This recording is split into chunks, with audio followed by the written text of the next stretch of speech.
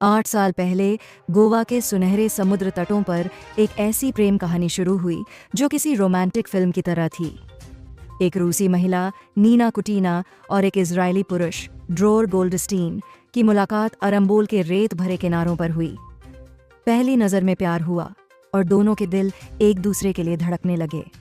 नीना उस समय अपने पिछले रिश्ते से हुए 2 बेटों के साथ गोवा में रह रही थीं।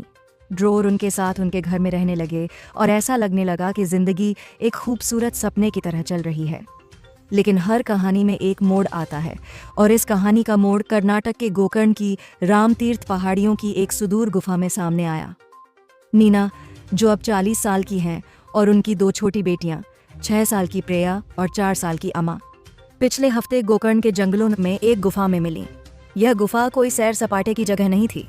यह घने जंगल और खतरनाक पहाड़ियों के बीच थी, जहां भूस्खलन और जहरीले सांपों का खतरा मंडराता रहता है। कर्नाटक पुलिस की एक गश्ती टीम ने जब गुफा के बाहर कपड़े लटके देखे तो उन्हें शक हुआ। अंदर झांकने पर जो नजारा दिखा वह हैरान करने वाला था। नीना अपनी बेटियों के साथ वहां रह रही थी, बिना बिजली, बिना इंटरनेट, सिर्फ प्रकृति की गोद में। गुफा में भगवान शिव की मूर्ति, हिंदू देवी देवताओं की तस्वीरें और कुछ रूसी किताबें थीं।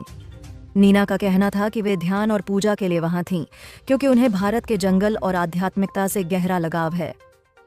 लेकिन कहानी यहीं खत्म नहीं होती। इस गुफा तक पहुंचने से पहले नीना और ड्रोर की जिंदगी में कई उतार चढ़ाव आए। ने पुलिस को बताया कि 2017 में उनकी मुलाकात के बाद सब कुछ ठीक चल रहा था, लेकिन जल्द ही नीना का व्यवहार बदलने लगा।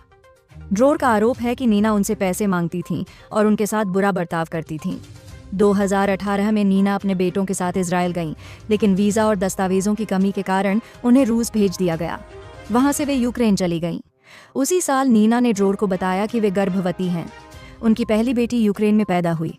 ड्रोर अपनी मां के साथ उनसे मिलने गए और कुछ समय बाद नीना अपनी बेटी के साथ भारत लौट आईं। 2020 में उनकी दूसरी बेटी का जन्म हुआ, जिसके बारे में नीना का दावा है कि उसने गोवा की एक गुफा में अकेले ही उसे जन्म दिया। ड्रोर ने अपनी बेटियों को आर्थिक मदद दी, लेकिन नीना ने उन्हें स्कूल भेजने से मना कर दिया, क्योंकि वे औपचारिक शिक्षा में विश्वास नहीं करती थीं। नीना का व्यवहार धीरे धीरे और सख्त होता गया। वे ड्रोर को अपनी बेटियों से दूर रखने लगीं और कई बार बिना बताए गायब हो जाती थीं। 2024 में नीना के बड़े बेटे की एक हादसे में मौत हो गई, जिसके बाद ड्रोर ने उनकी मदद की, लेकिन नीना ने फिर भी उन्हें बेटियों से मिलने से रोका। नवंबर 2024 में ड्रोर जब वीज़ा रिन्यू कराने नेपाल गए तो नीना अपनी बेटियों को लेकर गोकर्ण चली गईं। ड्रोर ने जब उन्हें फ़ोन किया तो कोई जवाब नहीं मिला।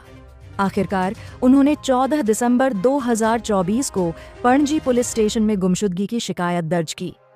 पुलिस ने नीना और उनकी बेटियों को गुफा से निकाला और अब उन्हें बेंगलुरु के एक डिटेंशन सेंटर में रखा गया है, जहां से उन्हें रूस भेजने की तैयारी चल रही है। नीना का कहना है कि वे जंगल में खुश थीं, जहां उनकी बेटियां झरनों में तैरती थीं और मिट्टी से कला बनाती थीं। लेकिन अब उनकी जिंदगी अनिश्चितता के दौर में है। ड्रोर अपनी बेटियों की संयुक्त कस्टडी मांग रहे हैं और चाहते हैं कि उन्हें रूस न भेजा जाए।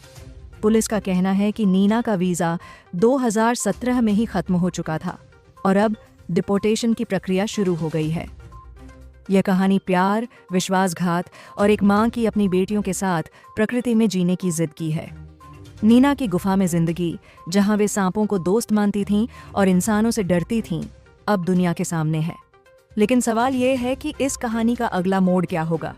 क्या नीना अपनी बेटियों के साथ रूस जाएंगी या ड्रोर अपनी बेटियों के करीब रह पाएंगे?